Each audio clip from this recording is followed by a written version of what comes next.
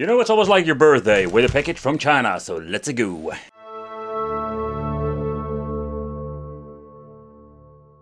The super wireless game console. Yeah, it's unbelievable. They still making these clone versions and they're coming newer versions every single year. So I just picked this one up. I just wanted to show you here on the channel what are we going to get. So it already says it's a wireless edition, so it's a Super Famicom clone with wireless controllers. There's not a lot of information on this box, just some basic how to quick set it up.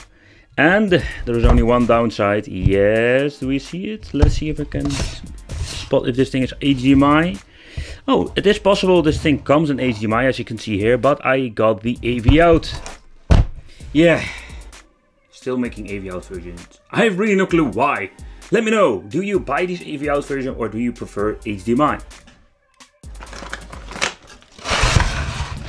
So let's see what we're going to get. Here we have the system itself. This has USB connections and don't know why, because we having wireless controllers. So I'm guessing you can use these USB connections if the controllers are broken. Reset, on and off, waving at the back, waving micro USB and AV out. This is the tiny version of the headphone jack. Here we have the cables, power supply. I'm not going to use this one. Waving an AV out cable, it's even with mono sound. Let's see how are the controls looking. Oh no, not these again.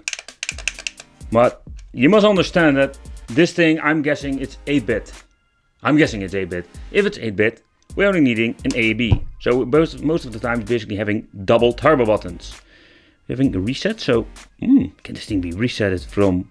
Okay, that would be interesting. They can reset it from the controller. That would be very new. So that's something we're going to try out. Let's see, there is no screw inside, so we can open it up. 2 AAA batteries. All right, I'm ready for it. You are? I hope so. Ugh, very flimsy. All right, so when powering up, that's what we're going to get. And yes, it's an 8-bit version again. Oh. So fun fact is that indeed it's a reset. It's a reset button on the controller, so that is pretty cool. That is the first time I've seen it. So the controllers, yeah, what do I think of it? There are 4. There is not really a D-pad on this thing. All right, let's scroll through the list, and I can already tell you that they basically used the chip or the games that you can find on a regular 501 multi-game card. So basically they consoleized a 501 multi-game card. What I know of that, there are some pretty decent versions out there, but in general, yeah, it's all more of the same. And they are even so naughty that they are going to, do I already see it? Hexapod, new Hexapod War, they are going to use double games. So I don't know if one of you own these 501 multi-game cards, but now you have a console with wireless controllers, and they work pretty nice. Yes, I'm holding in different positions, and so the controllers are not bad at all. Alright, so I'm done with this list. Let's play. Let's see if the shoulder button do something.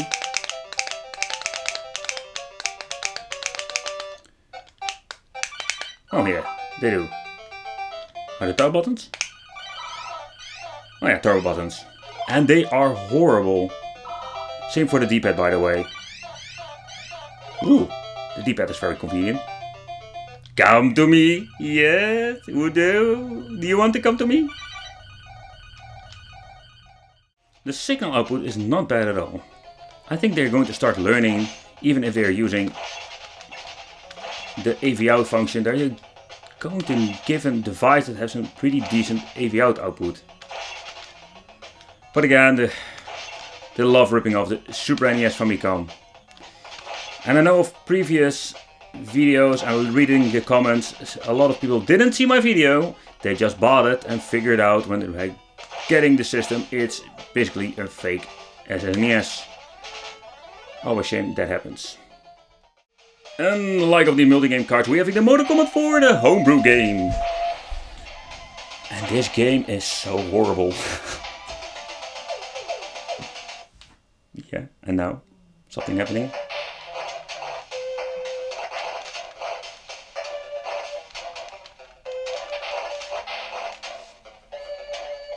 This is so bad. Reset! Yep, let's go to the next one. Hey, Angry Birds, cool.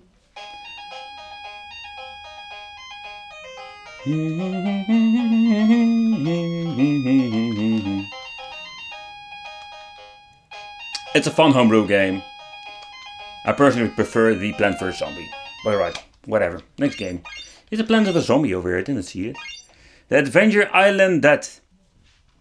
And Dead it. Or whatsoever. It's of course Adventure Island. Alright. Let's play with the shovel buttons.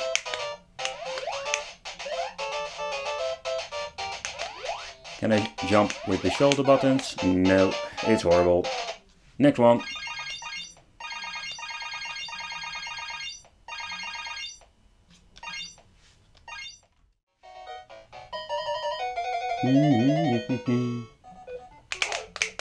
Oh, God.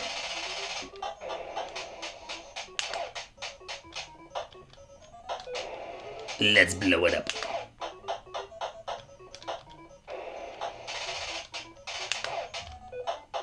You really need to get used to the D-pad, or basically the 4 buttons.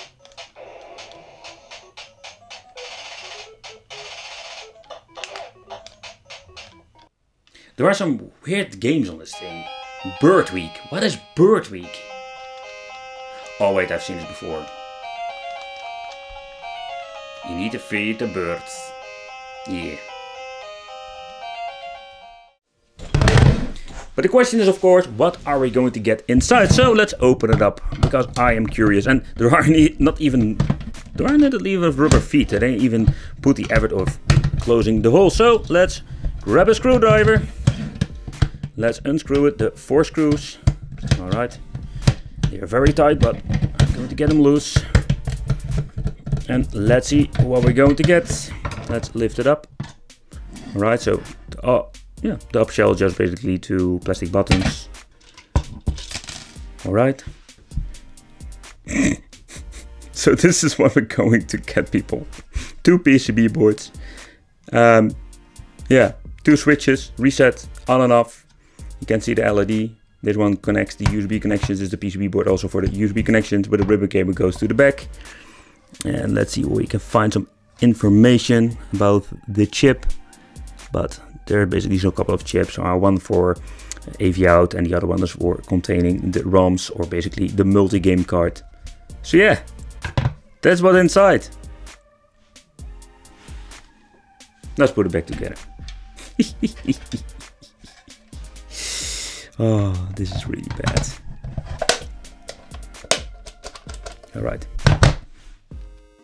Alright, so this is what we're going to get with the 501 8-bit Super Famicom.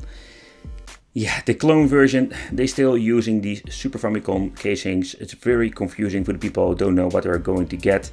And most of the time it will end in disappointment.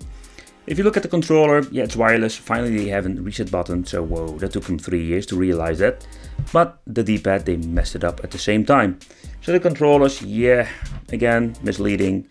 And the games itself, I must say, it's a mixed collection, 501, not of the best collections, but this is what you're going to get with all of these Famicom clones most of the time. Mixed of good games, naughty games, homebrew games, bad games, all of them.